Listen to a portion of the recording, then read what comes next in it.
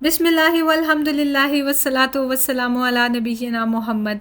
अस्सलामु अलैकुम, क्या हाल है आप सबका? हम भी अल्हम्दुलिल्लाह बिल्कुल ठीक हैं।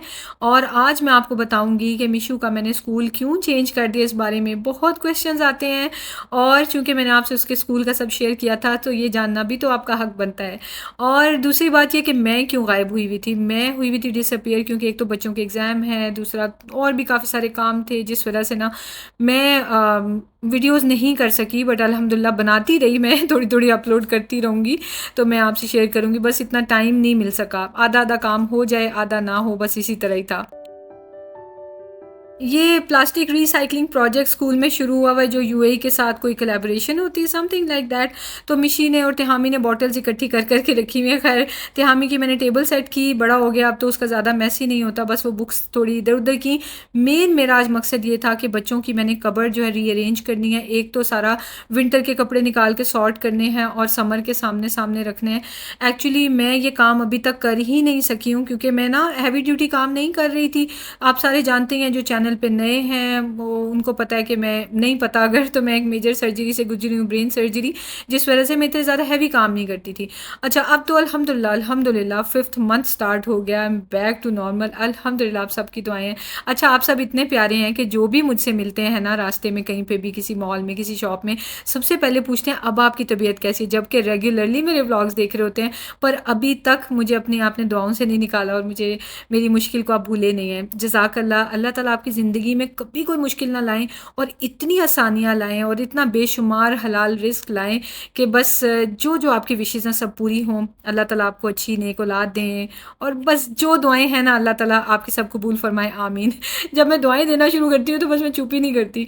अच्छा, तो मैं ना बच्चों के जो पुराने बैग्स थे इनको भी सॉर्ट कर रही हूँ कि कौन सा गिव अवे करना है कौन सा नहीं। और दूसरी बात ये कि डाइसन हमने जो है रिपेयर होने के लिए पहले देना था, नहीं दिया था, अब बीच में दे छोड़ा हमने। तो अब ये सारा मुझे फिर मैंने कहा डस्टर से ही कर लेती हूँ अच्छी तरह से।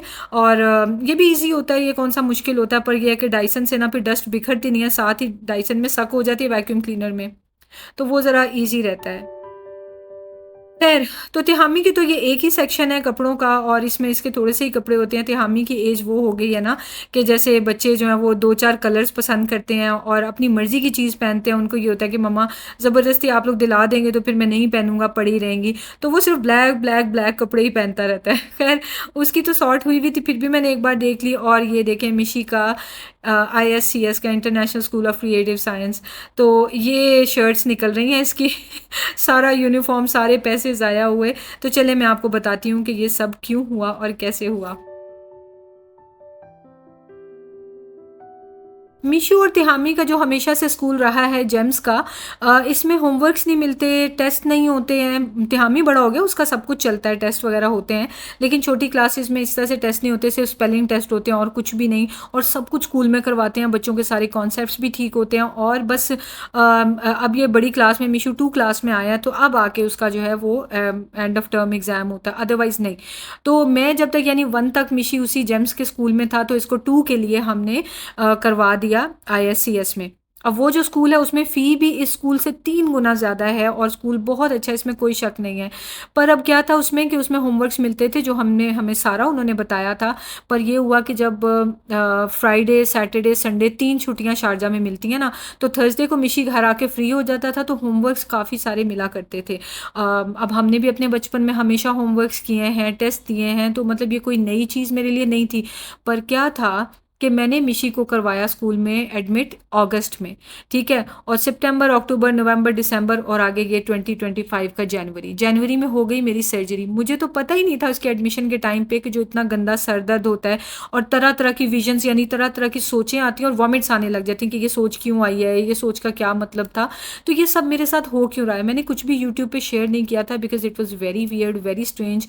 और मुझे हमदर्दियाँ लेने का मतलब वो नहीं होता कि मैं बता बता के, हालांकि आप मेरी फैमिली हैं, सब कुछ शेयर कर सकती हूँ। बट जब सब सर से गुजर गया था ना कि अब मैं पता नहीं बचूंगी या नहीं, तो सबको बता के जाऊं कि मैं अगर चली गई हूँ दुनिया से तो अपने मुंह से बता के गई हूँ कि भाई इस तरह से ट्यूमर डायग्नोज हुआ है। मेरे हस्बैंड पे और बच्चों पे इल्ज़ाम ना लगे कि पता नहीं कैसे नौशीन तो अच्छी भली वीडियोस बनाई थी, वो अचानक से ये फौत हो गई है। तो इस वजह से मुझे सब कुछ आपसे शेयर करना पड़ा। पर इतनी टफ़ लाइफ़ थी, इतनी टफ़ लाइफ़ थी मेरी कि मैं बिल्कुल भी मिशी को तवज्जो नहीं दे पा रही थी। और जब तवज्जो नहीं देते ना, तो क्या होता है कि बच्चे कन्फ्यूज़ रहने लग जाते हैं क्लास में। तो मिशी जो है ना बहुत ज़्यादा यानी कॉन्फिडेंस उसका ख़राब होता जा रहा था, पज़ल्ड रहने लगा था, घर में भी बात-बात पे रोने लगा था। और साथ में ना स्कूल में हर हफ़्ते एक नई सूरा दे दी जाती थी घर पे लर्न करने के लिए, जो कि मेरे लिए बिल्कुल नहीं इससे हो पा रहा था। कारी साहब को हम इस चीज़ पे लगा देते थे कि इसको सूरा लर्न कराएँ और अगले वीक टेस्ट होता था। तो ये वही माएँ कर सकती हैं जो पूरी तरह से बच्चों को तवज्जो दे सकती हैं। तो फिर मैंने ये सोचा कि हमारी नीयत थी, हमें अल्लाह से अजर ज़रूर मिला होगा। और शहज़ाद ने भी मुझे कहा कि नहीं, ये स्कूल वापस चेंज करा देते हैं, बाद में देखी जाएगी, नसीब में हुआ तो ज़रूर। और वैसे भी हमारे जानने वाले यहाँ पे कई लोग हैं जिनके बच्चे ना अपने नॉर्मल स्कूल जाते हैं, लेकिन कारी साहब रोज़ाना आधा-आधा घंटा कोई ऑनलाइन पढ़ा लेते हैं, कोई आके, तो कुरान पाक हिफ्ज़ हो रहा होता है बच्चों का, लेकिन स्लो-स्लो वो फिर 10-15 साल में शायद होता है कंप्लीट, लेकिन पढ़े जाते हैं, लर्न किए जाते हैं। तो हमने फिर सोचा कि हम भी यही चीज़ करेंगे, तो मिशी को ना यहाँ से स्कूल से उठा लेते हैं, दोबारा से जेम्स में डाल देते हैं, कम से कम उसको करवाना नहीं पड़ेगा ये सब कुछ मुझे। अच्छा, अगस्त 2024 में मिशी को एडमिशन हुआ था आईएससीएस में, और हमने दिसंबर के सेशन में इसको वापस डलवा दिया उसमें जेम्स में। और दिसंबर में ही हमें पता चल चुका था, जिस वक़्त हमें डिसीजन ले चुके थे उतनी देर में एमआरआई वगैरह की नौबत आई और हमें पता चल चुका था कि लो जी, ये तो ट्यूमर डायग्नोज़ हो गया। तो बस उसके बाद जनवरी 17 को मेरी सर्जरी भी हो गई थी। तो लेकिन मैं समझती हूँ कि ये बहुत अच्छा डिसीजन था, क्योंकि अल्लाह ताला ही मालिक हैं, अल्लाह ताला ही जानते हैं कि नीयत क्या होती है। नीयत तो बहुत अच्छी थी, पर उस तरह से नसीब में नहीं था। तो कोई बात नहीं, एटलीस्ट नीयत तो थी ना, कोशिश पूरी की। बहरहाल ये बीमारी रास्ते में आ गई थी, पर अल्हम्दुलिल्लाह अल्हम्दुलिल्लाह अल्लाह ताला ने ज़िंदगी सेहत दी है। तो चलें, ये दुखी बातों को करते हैं साइड पे। हाँ, स्कूल की तरफ से कोई इशू नहीं था। अगर आप अपने बच्चों को हिफ्ज़ कराने के लिए स्कूल में डालना चाहते हैं, बहुत ही कमाल का स्कूल है, और इतनी पिक्चर्स खींच के वो बच्चों की व्हाट्सएप के ग्रुप्स बनाए हुए हैं, और हर वक्त मदर्स को वो जो टीचर्स हैं पिक्चर्स ही भेजती रहती हैं, और इतनी खुशी मिलती है कि पता चल रहा होता है कि आज बच्चों ने स्कूल में क्या किया, क्या किया। बहुत प्यारा स्कूल है। तो ये जेम्स भी बहुत अच्छा है, पर यहाँ पे ये है कि चूंकि सारा कुछ स्कूल में ही पढ़ाया जाता है, तो इसलिए स्टडीज़ पे ज़्यादा फोकस होता है। पिक्चर्स वगैरह तभी भेजी जाती हैं जब कोई स्पेशल इवेंट होता है, अदरवाइज़ डेली या इस तरह से रेगुलरली नहीं भेजी जाती। तो यानी दोनों अपने अपने हिसाब में बहुत अच्छे हैं, और बस वो स्कूल हमारे नसीब में नहीं था। तो चलिए खैर, आपसे बातें करते करते मैंने सारी कबर्ड जो है ना वो रीअरेंज कर दी, डस्टिंग भी कर दी कबर्ड की। अब मैं हो गई हूँ खुश। और ये ऊपर वाले सेक्शन में थे हामी के कपड़े हैं, नीचे वाले मिशी के। और मिशी का तो ना आजकल शौक है कि उसने ना स्पोर्ट्स के पहने होते हैं, फुटबॉल के, कोई रोनाल्डो और ये और वो। तो वो सारे भी ना कबर्ड में रोल करके रखे होते थे इसने, क्योंकि मैं बेशक फोल्ड करके रखूँ, इसने बखेर देनी होती है कबर्ड। तो मैंने फिर ये सारे हैंग कर दिए कि यहाँ से आप निकाल लिया करो और वापस हैंग कर दिया करो। इसके लिए हैंग करना कन्वीनियंट है बजाय फोल्ड करने के। तो कबर्ड को सेट करने के बाद मैं थक गई, क्योंकि अब मैं इसलिए थक गई कि इतना बड़ा काम नहीं था, पर आदत ही नहीं रही। सिर्फ किचन में खाना बनाए, एक दो बर्तन धोए, सफाई तो हमारा हाउस हेल्प आके कर देता है। तो ना मैंने काफ़ी टाइम से इस तरह के हैवी ड्यूटी काम नहीं किए, तो मैं काफ़ी थक गई थी। तो फिर उस दिन तो मैंने कुछ नहीं किया। उसके अलावा फिर मैंने खाना बनाना था नेक्स्ट, तो मैंने सोचा कि चलो किचन में ना काम जो करूँगी आपसे भी शेयर कर लूँ। अंडे बॉयल करने के बाद ना इसके ऊपर इतना ये हार्ड से स्टेन्स बन जाते हैं, तो मैंने इसके ऊपर डाला है थोड़ा सा बेकिंग सोडा और थोड़ा सा विनेगर। थोड़ी देर इसको पड़ा रहने दूंगी और फिर उसके बाद स्क्रब कर दूंगी, तो ये अच्छे से साफ़ हो जाता है। पहले तो मैं इस तरह किया करती थी, लेकिन अभी ना रिसेंटली मैंने क्या किया है, अभी कल ही बल्कि मैंने ये डिस्कवर किया कि भाई जब गरम गरम है तो इसके ऊपर मैं थोड़ा सा पानी डाल के देख दूँ। तो पानी डालती हूँ तो कोई मुझे सोडा या विनेगर डालने की ज़रूरत नहीं, वो खुद ही उसके साथ ना डिज़ोल्व हो जाता है ये सारा जो ब्राउन ब्राउन सा आपने देखा था। तो यानी अब वो लंबा काम मुझे नहीं करना पड़ता। इनको साथ ही धो के रखना बहुत ज़रूरी हो जाता है, क्योंकि फिर अंडे जो है ना वो बेशक बॉयल किए होते हैं, अंडे तो ज़ाहिर है फ्रेश ही हैं, लेकिन उनकी ना ज़रा सी पड़े रहेंगे ना तो उनकी स्मेल बन जाती है। तो ये इसमें से फिर स्मेल एक अजीब सी आती है। एक बार मुझसे ऐसे हो गया था ना कि चलो रात को अंडे बॉयल किए हैं तो खैर है, पड़े रहने देती हूँ, सुबह इसको मैं साफ़ कर दूँगी, और सुबह इसमें से स्मेल आ रही थी थोड़ी थोड़ी। वो एसी लगे होते हैं तो फिर भी बचत हो गई, घर ठंडे होते हैं, अदरवाइज़ तो बहुत गंदी स्टिंकी सी वो एक वो जो नहीं होती वो रॉटन मीट की वो स्मेल आने लग जानी थी। एनीवेज बातें हुई बाकी की ख़त्म। तो ये देखिए मैं कर क्या रही हूँ, मैंने खीरे ग्रेट किए हैं, इनके मैंने छिलके उतारे हुए थे क्योंकि इस तरह से बहुत मज़े के लगते हैं। मैं ना चटनी बना रही हूँ जो मैंने राइस के साथ और फ़िश के साथ सर्व करनी है।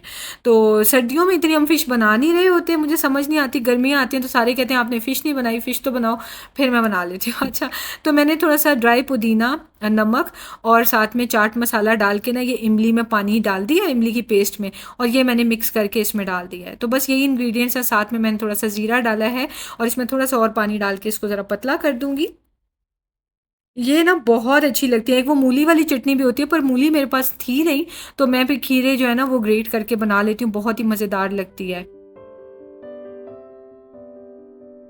फ़िश को मैंने मैरिनेट किया था जिंजर गार्लिक पेस्ट लगा के, साथ में नमक, मिर्च, हल्दी, थोड़ा सा चाट मसाला और वही ज़ीरा पाउडर, धनिया पाउडर थोड़ा बहुत लगा के, गरम मसाला, तो वो बेसिक बेसिक से लगा के ना, तो उसमें साथ में लेमन जूस डाल दिया था, तो ये बहुत मज़े की बन जाती है। और फ़िश मसाला वगैरह मेरे पास होता नहीं है, घर के ही आम मसालों से चीज़ें बहुत टेस्टी बन जाती हैं। तो मैंने फिर खैर इसको शैलो फ्राई कर लिया और साथ में राइस भी बॉईल कर लिए थे, और फिर हमने अपना खाना खूब मज़े से इंजॉय किया। तो इसकी प्लेट मैं आपसे शेयर करना भूल गई। तो चले मिलते हैं नेक्स्ट वीडियो में। दुआ में याद रखें, अपना ख्याल रखें, खुश रहें, आबाद रहें, हंसते मुस्कुराते रहें। टेक केयर, अल्लाह हाफिज़।